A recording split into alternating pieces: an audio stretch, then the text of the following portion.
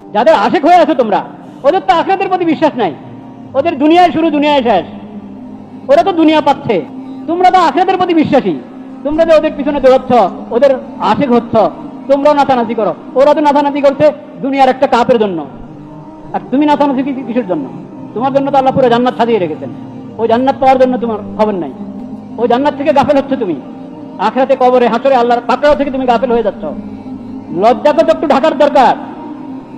কিসের উপরে নাচো, কিসের উপরে আরেক জাতির পোশাক পরো, আরেক জাতির পতাকা উত্তোলন করো। তো খেলাকে পেশা বানাইতে পারে, খেলাকে একমাত্র ধান্দা বানাইতে পারে যাদের আর কোনো ভবিষ্যৎ নাই। খেলা দিয়ে সান্ত্বনা, খেলা দিয়ে কি সান্ত্বনা।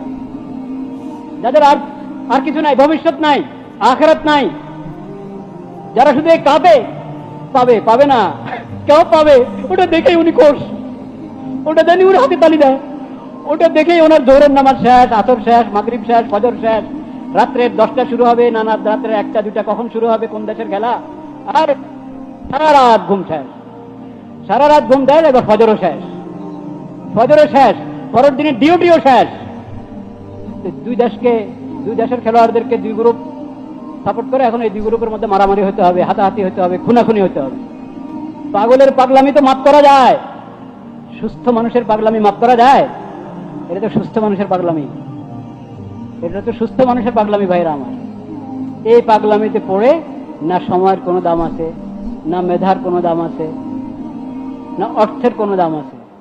সব কিছুর অপচয়, অপব্যয় হচ্ছে পুরা বিশ্বব্যাপী।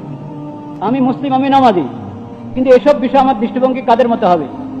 আখিরাতের বিশ্বাসী, কোরআনের প্রতি ঈমান রাখে, আল্লাহ শরীয়ত মানে এমন লোকদের যে দৃষ্টিভঙ্গি, সেটা আমি অবলম্বন করব না যাদের আখিরাতের প্রতি ঈমান নাই, আল্লাহর প্রতি ঈমান নাই, কোরআন সুন্নাহর প্রতি ঈমান নাই, ইসলামী শরীয়তের প্রতি ঈমান নাই, তাদের দৃষ্টিভঙ্গি অবলম্বন করব। কি হওয়া উচিত বলেন তো? ঈমানওয়ালাদের দৃষ্টিভঙ্গি গ্রহণ করবেন না বেঈমানদের দৃষ্টিভঙ্গি গ্রহণ করবেন? ঈমানওয়ালাদের দৃষ্টিভঙ্গি গ্রহণ করবো আমরা, না বেঈমানের? আল্লাহ তাআলা আমাদের এই কথাকে কবুল করে।